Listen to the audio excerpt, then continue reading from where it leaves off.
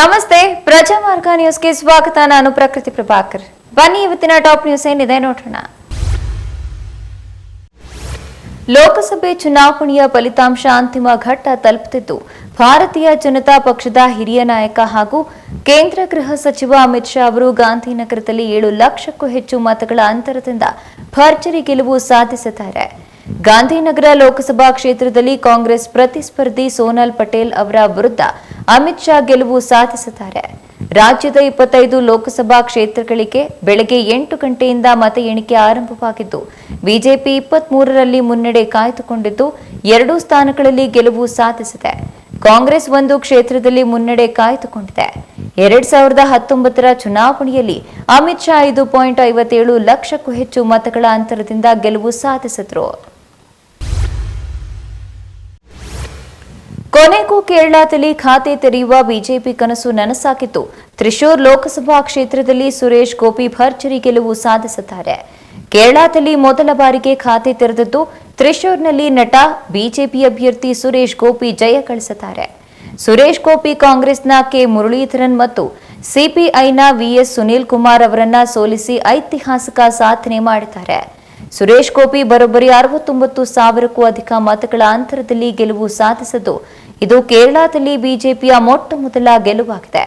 ಕಾಂಗ್ರೆಸ್ ಅಭ್ಯರ್ಥಿ ಮುರಳೀಧರನ್ 3ನೇ ಸ್ಥಾನಕ್ಕೆ ತಳ್ಳಲ್ಪಟ್ಟಿದ್ದಾರೆ.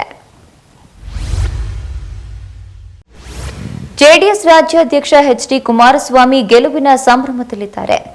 ಇನ್ಫ್ಯಾಕ್ಟ್ ಅವರು ತಮ್ಮ ಗೆಲುವಿಗಿಂತ ಡಾಕ್ಟರ್ ಮಂಜುನಾಥ್ ಗೆಲುವನ್ನ ಹೆಚ್ಚು ಸಂಭ್ರಮಿಸುತ್ತಿದ್ದಾರೆ.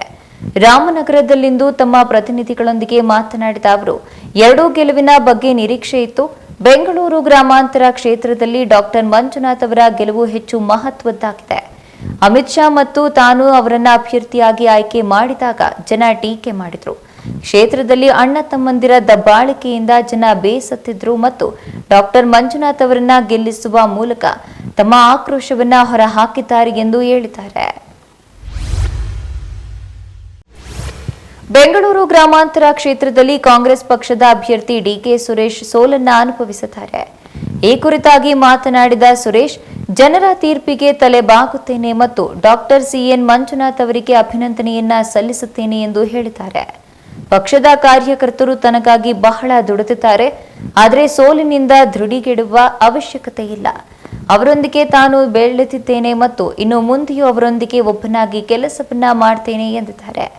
ಗೆದ್ದಿರುವ ಮಂಜುನಾಥ್ ಅವರಿಂದ ಕ್ಷೇತ್ರಕ್ಕೆ ಒಳ್ಳೆಯದಾಗಲಿ ಮತ್ತು ರಾಜ್ಯಕ್ಕೆ ಒಳ್ಳೆಯದಾಗಲಿ ಎಂದು ಹಾರೈಸುತ್ತೇನೆ ಎಂದು ಡಿಕೆ ಸುರೇಶ್ ಹೇಳಿದ್ದಾರೆ. ಸಚಿವ ಈಶ್ವರ್ ಖಂಡ್ರೆ ಪುತ್ರ ಸಾಗರ್ ಖಂಡ್ರೆ ಬೀದರ್ ಲೋಕಸಭಾ ಕ್ಷೇತ್ರದಲ್ಲಿ ಗೆಲ್ಲುವ ಮೂಲಕ ಬಿಜೆಪಿ ಭದ್ರಕೋಟೆಯನ್ನ ಛಿದ್ರಗೊಳಿಸಿದ್ದಾರೆ. ಕ್ಷೇತ್ರವನ್ನ ಮರಳಿ ಕೈವಶವಾಗಿಸಿಕೊಂಡಿದ್ದಾರೆ. ಸಾಗರ್ ಖಂಡ್ರೆ ಗೆಲುವು ಸುಲಭವಾದದ್ದಲ್ಲ. ಸಾಗರ್ ಖಂಡ್ರೆ ವಿರುದ್ಧ ಸ್ಪರ್ಧಿಸಿದ ಬಿಜೆಪಿ ಘಟಾನುಘಟಿ ನಾಯಕ ಕೇಂದ್ರ ಸಚಿವ ಭಗವಂತ ಖೂಬಾ ಸೋಲುಕೊಂಡಿದ್ದಾರೆ. 26 ವರ್ಷದ ಸಾಗರ್ ಖಂಡ್ರೆ ಸಂಸತ್ತು ಪ್ರವೇಶಿಸಿದ ಕರ್ನಾಟಕದ ಅತ್ಯಂತ ಕಿರಿಯ ವಯಸ್ಸಿನ ಸಂಸದರಾಗಿದ್ದಾರೆ. ಲೋಕಸಭೆ ಚುನಾವಣೆಯ ಪ್ರಚಾರದ ವೇಳೆ ವಿಪಕ್ಷ ನಾಯಕ ಆರ್ ಅಶೋಕ್, ಸಾಗರ್ ಖಂಡ್ರೆ ವಿರುದ್ಧ ಅವನೊಬ್ಬ ಅನುಭವ ಇಲ್ಲದ ಹುಡುಗ, ಆತ ಗೆದ್ದರೆ ಸಂಸತ್ಗೆ ಸ್ಕೂಲ್ ಬ್ಯಾಗ್, ಬುಕ್ ಹಿಡಿದು ಕರೆದುಕೊಂಡು ಹೋಗಲು ಒಬ್ಬರು ಬೇಕು ಎಂದು ವ್ಯಂಗ್ಯವಾಡಿದರು. ಆದರೆ ಸಾಗರ್ ಖಂಡ್ರೆ ಚುನಾವಣೆಯಲ್ಲಿ ಗೆಲ್ಲುವ ಮೂಲಕ ತಾನೊಬ್ಬ ಪ್ರಬುದ್ಧ ಎಂದು ಟಾಂಗ್ ಕೊಟ್ಟಿದ್ದಾರೆ.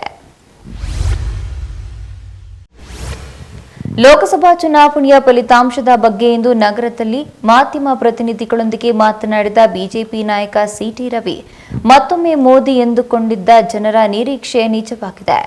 ಆದರೆ ನಿರೀಕ್ಷಿಸಿದಷ್ಟು ಸಂಖ್ಯೆಯ ಸ್ಥಾನಗಳನ್ನ ಮುನ್ನಡೆ ಇನ್ನೂ ಲಭ್ಯವಾಗಿಲ್ಲ. 300ರಿಂದ 350 ಸೀಟುಗಳನ್ನ ಗೆಲ್ಲುವ ನಿರೀಕ್ಷೆ ಇತ್ತು. ಆದರೆ ಸಂಖ್ಯೆಯಲ್ಲಿ ಕೊಂಚ ಹಿನ್ನಡೆಯಾಗಬಹುದು. ಆದರೆ ನರೇಂದ್ರ ಮೋದಿಯವರೇ ಮತ್ತೊಮ್ಮೆ ಪ್ರಧಾನಿಯಾಗಬೇಕೆನ್ನುವ ಮಾತಿಗೆ ಜನ ಮನ್ನಣೆ ನೀಡಿದ್ದಾರೆ ಎಂದು ಹೇಳಿದ್ದಾರೆ.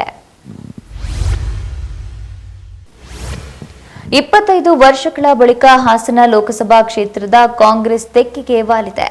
ಮಾಜಿ ಪ್ರಧಾನಿ ಎಚ್.ಡಿ. ದೇವೇಗೌಡರ ಮೊಮ್ಮಗ ಪ್ರಜ್ವಲ್ ರೇವಣ್ಣ ಅವರನ್ನ ಕಾಂಗ್ರೆಸ್ ಅಭ್ಯರ್ಥಿ ಶ್ರೇಯಸ್ ಪಟೇಲ್ ಮಣಿಸಿದ್ದಾರೆ. ಪೆನ್ಡ್ರೈವ್ ಪ್ರಕರಣದಲ್ಲಿ ಬಂಧನಕ್ಕೆ ಒಳಗಾಗಿರುವ ಪ್ರಜ್ವಲ್ ರೇವಣ್ಣ ಅವರೀಗ ಸಂಸದ ಸ್ಥಾನವನ್ನು ಕಳೆದುಕೊಂಡಿದ್ದಾರೆ. ಜೆಡಿಎಸ್ ಬಿಜೆಪಿ ಮೈತ್ರಿ ಅಭ್ಯರ್ಥಿ ಪ್ರಜ್ವಲ್ ರೇವಣ್ಣ ಅವರನ್ನ ಶ್ರೇಯಸ್ ಸೋಲಿಸುವ ಮೂಲಕ ಶ್ರೇಯಸ್ ಹೊಸ ಇತಿಹಾಸವನ್ನ ಬರೆದಿದ್ದಾರೆ. ಇಡೀ ಹಾಸನ ಜಿಲ್ಲೆಯಾದ್ಯಂತ ಕಾಂಗ್ರೆಸ್ ಕಾರ್ಯಕರ್ತರು ಶ್ರೇಯಸ್ ಗೆಲುವನ್ನ ಕೊಂಡಾಡಿದ್ದಾರೆ. ಶ್ರೇಯಸ್ ಅವರನ್ನ ಹೊತ್ತುಕೊಂಡು ಮೆರವಣಿಗೆ ನಡೆಸಿದ್ದರಲ್ಲದೆ ಪಟಾಕಿ ಸಿಡಿಸಿ ಕುಣಿದು ಕುಪ್ಪಳಿಸಿದ್ದಾರೆ. ಬಿಜೆಪಿ ಅಭ್ಯರ್ಥಿ ಯದುವೀರ್ ಒಡೆಯರ್ ಅವರು ಲೋಕಸಭಾ ಚುನಾವಣೆಯಲ್ಲಿ ಗೆಲುವಿನತ್ತ ದಾಪುಗಾಲಿಡುತ್ತಿದ್ದಾರೆ. 80,000 ಮತಗಳ ಲೀಡ್ ಬರುತ್ತಿದ್ದಂತೆ ಯದುವೀರ್ ಸಂಸದರು ಎಂಬ ನಾಮಫಲಕಕ್ಕೆ ಚಾಮುಂಡೇಶ್ವರಿ ದೇವಾಲಯದಲ್ಲಿ ಅಭಿಮಾನಿಗಳು ಪೂಜೆಯನ್ನ ಸಲ್ಲಿಸಿದ್ದಾರೆ.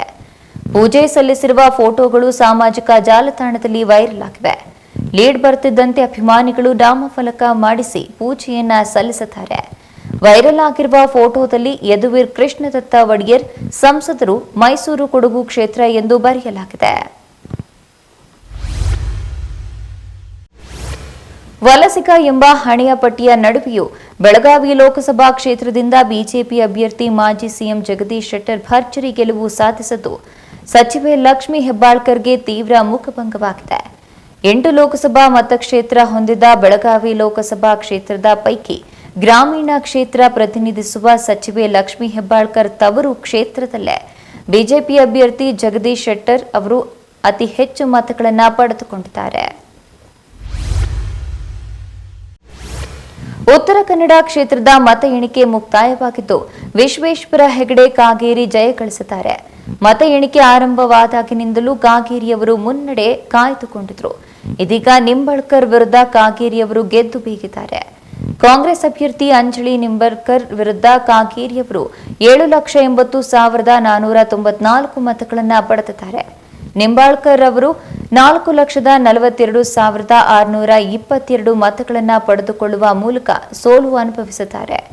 ಒಟ್ನಲ್ಲಿ ಕಾಗೇರಿ ಅವರು 3,37,872 ಮತಗಳ ಅಂತರದಿಂದ ಅಭೂತಪೂರ್ವ ಗೆಲುವನ್ನ ತನ್ನದಾಗಿಸಿಕೊಂಡಿದ್ದಾರೆ. ಇದೆಷ್ಟು ಈ ದಿನದ ಟಾಪ್ ನ್ಯೂಸ್. ವಿನೂತನ ಸುದ್ದಿಗಾಗಿ ನೋಡ್ತಾ ಇರಿ ಪ್ರಜಾಮಾರ್ಗ ನ್ಯೂಸ್. ಇದು ಜನಸಾಮಾನ್ಯರ ಧ್ವನಿ.